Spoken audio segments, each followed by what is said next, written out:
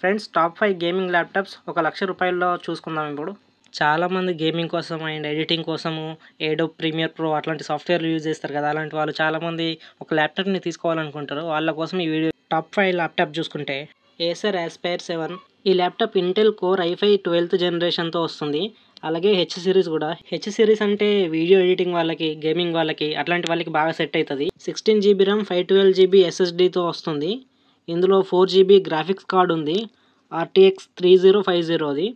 అలాగే 144Hz refresh రేట్తో వస్తుంది.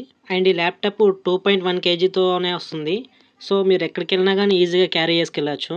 మీరు ఎక్కువ ట్రావెల్ చేసే వాళ్ళైతే మీలాంటి వాళ్ళకి చాలా బాగా సెట్ అవుతుంది. ఈ ల్యాప్టాప్ 54,990 రూపీస్గా వచ్చేస్తుంది. తక్కువ బడ్జెట్లో ఈ ల్యాప్టాప్ మంచి డీల్ అవుతుంది. కావాల్సిన వాళ్ళు తీసుకోండి. నెక్స్ట్ ల్యాప్టాప్ చూసుకుంటే యాసస్ టఫ్ గేమింగ్ A15. ఈ ల్యాప్టాప్లో AMD ప్రాసెసర్తో వస్తుంది, ఇంటెల్ ప్రాసెసర్ కాదు.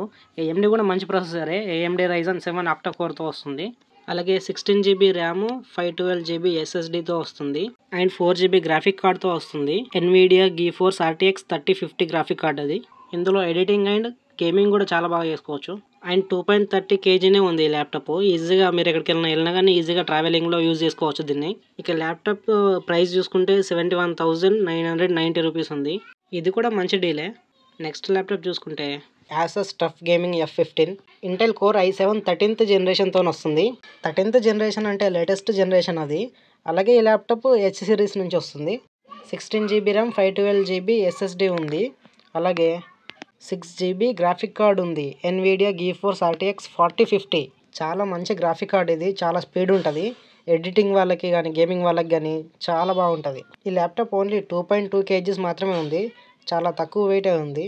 ఈజీగా క్యారీ చేసుకెళ్ళచ్చు మీరు ఎక్కడికి వెళ్ళినా. ఈ ల్యాప్టాప్ చూసుకుంటే ఇంచుమించు మొత్తం 1 lakh ఉంది. ఇది కూడా మంచి డీలే అవుతుంది ఎవరికైతే యాసస్ బ్రాండ్ బాగా నచ్చుతుందో. Next laptop Acer nitro 5. Core i7 12th జనరేషన్తో వస్తుంది. అలాగే హెచ్ సిరీస్ కూడా.